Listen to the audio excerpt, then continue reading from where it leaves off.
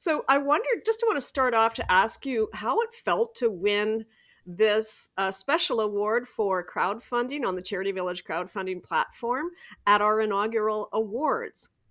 Well, it was amazing. Obviously, there might have been a little bit of screaming and dancing and all of that, so we were very excited to receive that award. And I think I speak for Cam, for both of us, that we don't go into these projects thinking that we're looking to get something out of it. We do what we do because we love what we do, and we give it 150% regardless. That being said, it is wonderful to be validated and acknowledged for something that we work so hard doing, and we're just so grateful. That was just an amazing surprise for us, and it's one of those things where these projects take an enormous amount of time and energy to put on, and especially we're a team of 2 people, so to be recognized by Charity Village and our peers, basically, means that we're doing something right. So I mean, who doesn't love that? Well, fantastic. So I'd love for you to talk about your organization and the actual campaign so that you can share, the real difference makers that I think allowed you to get recognized and win this award and do the important fundraising that you did. Well, the Very Hungry Worry Monster campaign, and he's or she's adorable. I mean, you can't not love just how soft it is and lovable, and the small little parts on it. And for little hands or medium-sized hands or big hands, it's easy to tote around. And these went to children at Pathstone. And Pathstone is a children's mental health organization, and we're supporting the needs of children and youth from the start of their life up to age 18. And we are centered in the Niagara region. So we service a population of 455,000. And we have had a huge demand for our services through the pandemic, as you can imagine. One of the things we were seeing very clearly was the amount of anxiety among children that were aged 6 to 12. And so we really took a hard look at that and why. And what we were seeing is through the pandemic with school closures, those children, which are not as social media savvy and don't have that extended friend group beyond their classmates, really lost all their buddies when school closed. And they were worried about them. They were worried they wouldn't see them again. They were worried they would get sick. They were worried about just their world all around them and the safety of all of us. So these little people with these big worries were something that we really wanted to address. And with COVID and sanitization of everything, all of our tools that our therapists and counselors use in sessions were not really usable anymore. Well, Michelle actually had a dinner with some friends, and one friend was talking about this worry monster, and she snapped a picture of it. And I said, oh my gosh, I was just in a session about crowdfunding. I think that we can do something with this and address the anxiety issues of 42% of our clients at Pathstone. And so it was just like a beautiful melding of ideas that came together, and timing was serendipitous. And so we called Chapters Indigo and we asked them if we could get a bulk order, and they said yes. And they actually donated another 50 worry monsters to us, which was quite generous of them. And we rolled out the campaign, and it took off like wildfire. Within 2 days, we hit our first goal. We set another, hit that too. And I think we were on our 3rd or 4th goal before the 14 days was up. Our community just really loved this campaign. They loved that they could put a worry monster into the hands of a child at Pathstone. They wanted them for their own kids and grandkids.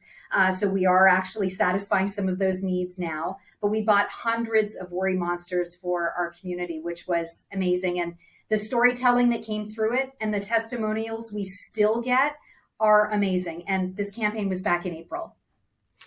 Well, it's a really great campaign, and I'd love for you to hold up the worry monster sort of in between you, a little higher up so we can see the worry monster. And also, if you could describe what the worry monster looks like to our listeners of the podcast. Sure. So the worry monster is a blue plush toy with a great quality zipper where its mouth is. And when you open the zipper, there's a few teeth and a pocket. And what kids do is they write down what their worries may be, and they may need the help of an adult. And then they stuff their worries into the worry monster and zip them shut for safekeeping. So now they can offload their worry onto their worry monster.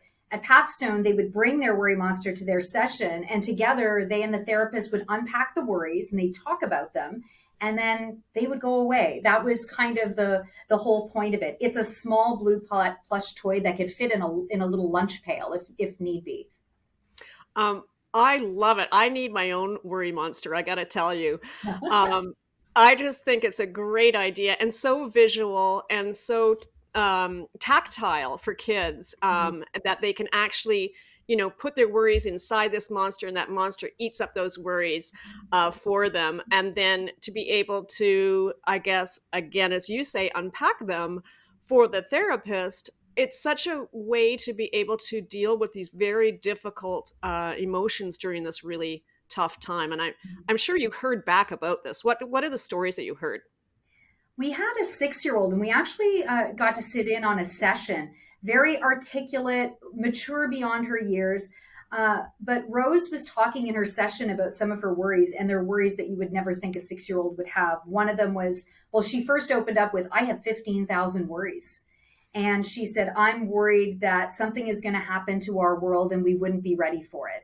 I'm worried that my house is going to break into pieces. And it got to the point where these were such big worries for anybody, to be honest with you. No one should be carrying those kinds of worries. Sherry was her therapist, and she's a dynamo and really specializes in working with the 7 and under group that we see at Pathstone, which is a unique bunch in itself. They've been able to work through that a lot, but Sherry had updated me a little ways down the line and said, now Rose is carrying her friend's worries. So they were unpacking, and she says, oh, I didn't know you were worried about whatever it was. And she says, oh no, that's my friend's worry. I'm carrying hers too.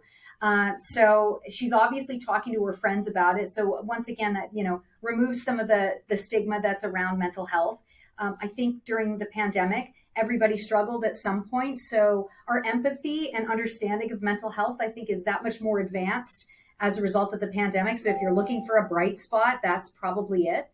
And mental health seems to be at the forefront. So lots of great testimonials. Kids that wouldn't sleep in their own bed by themselves now have their worry monster. One named hers Violet and takes her to school in her backpack, gives her hugs when she feels she needs one.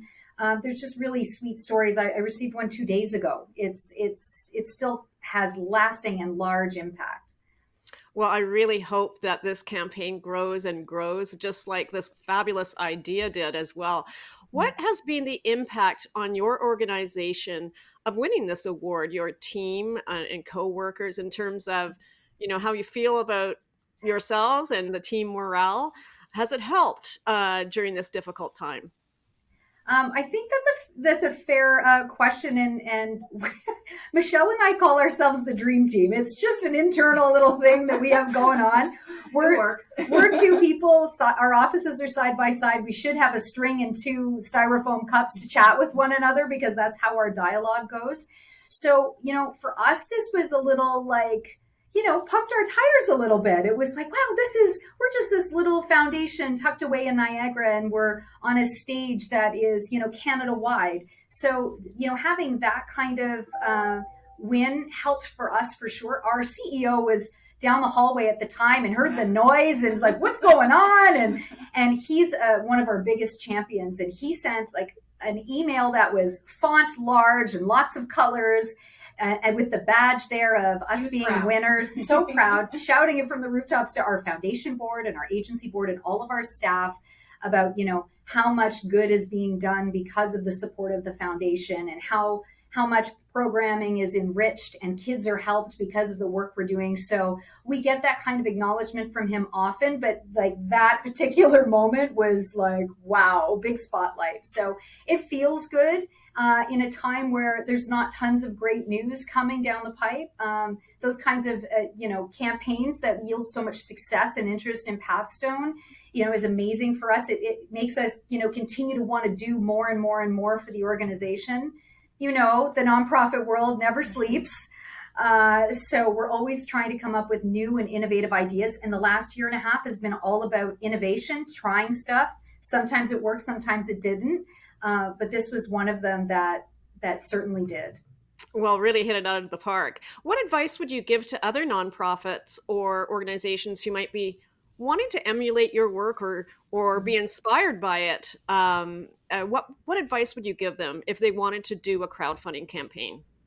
I think for me, the takeaway from this experience is that not to be afraid to ask for help. I mean, there's this perception that we are the professionals and therefore we shouldn't be asking anybody for anything. We know it all.